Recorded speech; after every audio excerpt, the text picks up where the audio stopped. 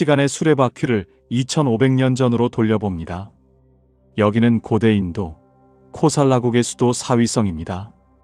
부처님께서 머무시는 기원정사로 향하는 길목. 해는 서산으로 넘어가고 붉은 노을이 대지를 물들입니다. 어둠이 내리면 세상은 잠들어야 마땅하건만 이날 밤 사위성은 잠들 수 없었습니다. 땅거미가 지자마자 거리 곳곳에서 불꽃이 피어오르기 시작했기 때문입니다. 하나, 둘. 켜지기 시작한 등불은 열이 되고 백이 되고 순식간에 천이 되더니 이내 수만 개의 등불이 되어 거대한 빛의 강물을 이루었습니다. 그것은 마치 밤하늘의 은하수가 땅으로 쏟아져 내린 듯한 장관이었습니다. 아자세 왕이 부처님을 위해 준비한 등공양이었습니다. 궁궐문에서 기원정사 입구까지 수킬로미터에 달하는 길은 대낮보다 더 환하게 빛났습니다. 최고급 기름 타는 냄새가 온 도시에 향기롭게 진동했고 황금색 불빛은 왕의 권위만큼이나 위풍당당했습니다. 지나가던 사람들은 눈을 떼지 못한 채 탄성을 질렀습니다. 보아라, 왕께서 부처님을 위해 저토록 엄청난 공양을 올리시는구나. 저 많은 기름과 등잔을 보게. 나라의 곳간을 열지 않고서야 어찌 가능하겠는가. 역시 왕이시다. 저토록 큰 공덕을 쌓으시니 그 복이 자손 만대까지 이어지겠지. 모두가 빛을 찬양하고 왕의 위대함을 노래했습니다. 하지만 그 눈부신 빛의 축제 뒤편, 아무도 주목하지 않는 짙은 그림자 속에 한 여인이 서 있었습니다. 그녀의 이름은 난타. 가진 것이라곤 뼈만 남은 앙상한 몸과 다해진 누더기 한 벌이 전부인 가난한 여인이었습니다. 난타는 왕의 화려한 등불 행렬을 멍하니 바라보았습니다. 눈부신 불빛이 얼굴에 닿을 때마다 그녀의 초라함은 더욱 선명하게 드러났습니다. 그녀는 배고픔보다 더 깊은 슬픔을 느꼈습니다. 그것은 비교에서 오는 박탈감이 아니었습니다. 자신의 텅 빈 손, 아무것도 드릴 수 없는 자신의 처지에 대한 깊은 자괴감이었습니다. 아, 왕은 저토록 큰 복을 짓는데 나는 전생에 어떤 죄를 지어 이토록 가난하게 태어난 것일까? 위대하신 부처님께서 이 땅에 오셨는데 내 눈앞에 진리의 스승이 계신데도 나는 작은 등불 하나 켤 수가 없구나. 눈물이 주르륵 흘러 볼을 타고 턱으로 떨어졌습니다. 가난은 그녀에게서 빵만 앗아간 것이 아니라 마음을 표현할 기회조차 앗아간 듯 했습니다. 하지만 그 순간 그녀의 가슴 깊은 곳, 가장 밑바닥에서 뜨거운 무언가가 올라왔습니다. 그것은 옥이나 질투가 아니었습니다. 순수한 갈망이었습니다. 이대로 있을 수는 없다. 난타는 눈물을 닦으며 주먹을 쥐었습니다. 나도 등불을 켜리라. 비록 왕처럼 수만 개는 아닐지라도 내 생명을 담은 단 하나의 등불이라도 반드시 올리리라. 다음 날 새벽, 동이 트기도 전에 난타는 거리로 나섰습니다. 그녀가 할 수 있는 일은 오직 구걸뿐이었습니다. 난타는 지나가는 사람들을 향해 굽은 손을 내밀었습니다. 한 푼만 주세요. 부처님께 공양을 올리고 싶습니다. 제발 한 푼만. 그러나 세상의 인심은 냉혹했습니다. 사람들은 냄새나는 그녀를 피해 옷자락을 걷어 올렸고 어떤 상인은 재수가 없다며 소금을 뿌리기도 했습니다. 태양은 뜨겁게 달아올라 정수리를 쪼아댔고 맨발은 뜨거운 흙바닥에 부르터 피가 배어나왔습니다. 목이 타들어가고 현기증이 일었지만 난타는 멈추지 않았습니다. 등불 하나. 오직 등불 하나만. 그렇게 하루 종일 거리를 헤매고 또 헤맸습니다. 해가 서산으로 뉘엿뉘엿 넘어가고 땅거미가 질 무렵이 되어서야 그녀의 끈질김에 질린 한 행인이 동전 두 잎을 툭 던져주었습니다. 에잉, 지독한 여인네 같으니 옛다. 이거 받고 저리 비키시오. 짤랑. 먼지 쌓인 바닥에 굴러다니는 동전 두 잎. 난타에게 그 동전은 세상 그 어떤 보석보다 빛나 보였습니다. 그녀는 떨리는 손으로 동전을 주워들고 흙을 털어내며 가슴에 품었습니다. 감사합니다. 감사합니다. 그녀는 곧장 기름집으로 달렸습니다. 숨이 턱까지 차올랐지만 발걸음은 깃털처럼 가벼웠습니다. 아니, 이 동전 2잎으로 무슨 기름을 산단 말이오? 이건 덕도 없소. 겨우 요만큼 사서 어디에 쓰려고? 기름집 주인의 타박에도 난타는 무릎을 꿇고 간절히 애원했습니다. 주인 어른, 배를 채우려는 것이 아닙니다. 부처님께 바칠 등불 딱 하나만 켤 수 있으면 됩니다. 제발, 제발 부탁드립니다. 그녀의 눈동자에는 굶주림보다 더 큰 간절함, 세속의 욕심이 아닌 성스러운 열망이 가득 차 있었습니다. 주인은 그 눈빛에 압도되었습니다. 결국 주인은 동전 2니퍼치보다 훨씬 많은 그릇이 넘치도록 가득 기름을 담아주었습니다. 다시 밤이 찾아왔습니다.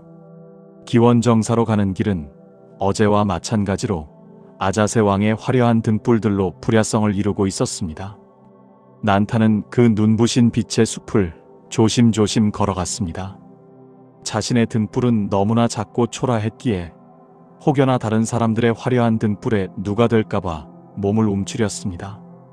왕의 등불들은 부처님이 계신 법당 가까운 곳, 가장 잘 보이는 명당 자리를 차지하고 있었습니다.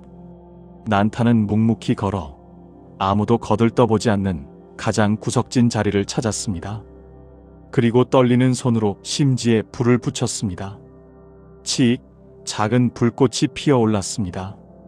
바람이 불면 금방이라도 꺼질 듯 위태로운 아주 작은 불빛이었습니다.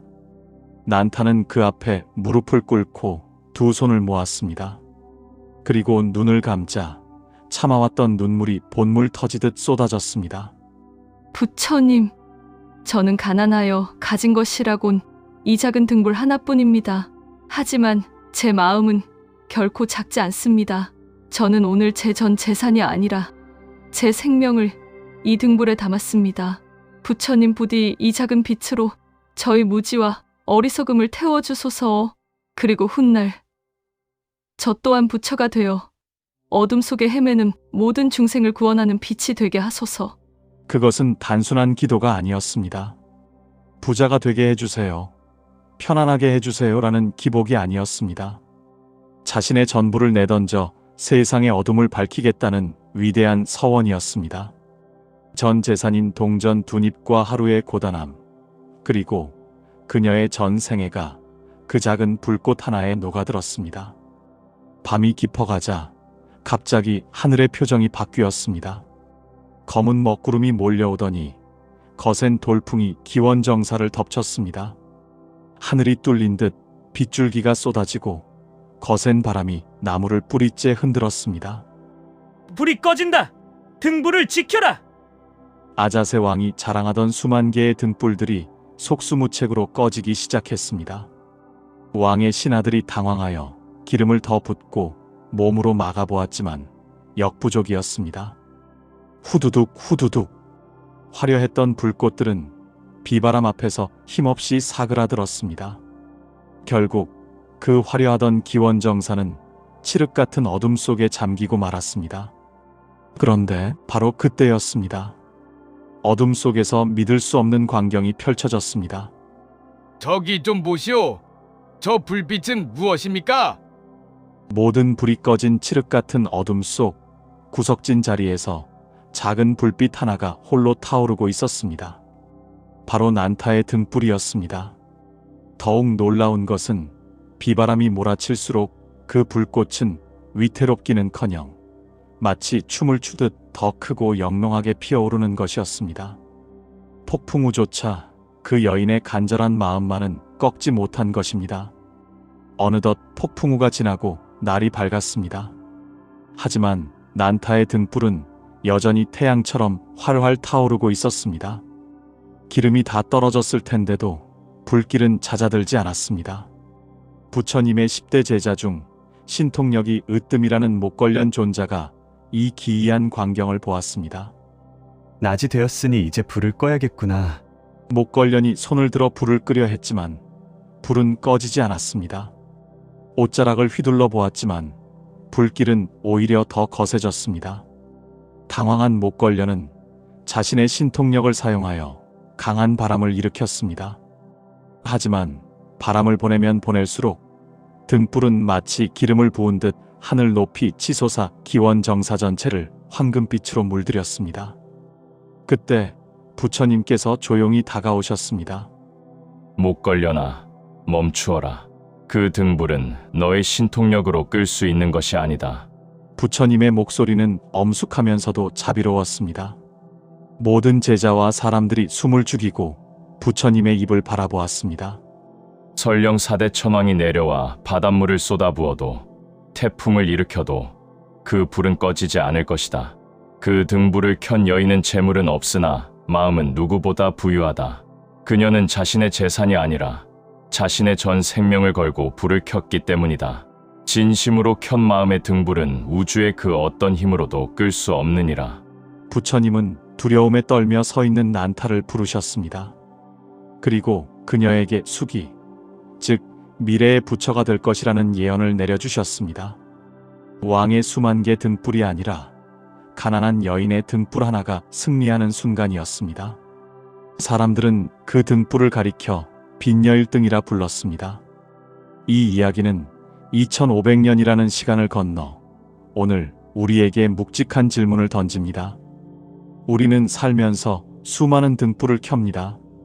성공이라는 등불, 명예라는 등불, 부유함이라는 등불, 때로는 남들보다 더 크고 화려한 등불을 켜지 못해 초조해하고 내가 가진 것이 너무 작고 초라해 보여 절망하기도 합니다. 하지만 부처님은 말씀하십니다. 중요한 것은 크기가 아니라 간절함이라고. 왕은 재물의 일부를 내었지만 난타는 자신의 전부를 내었습니다.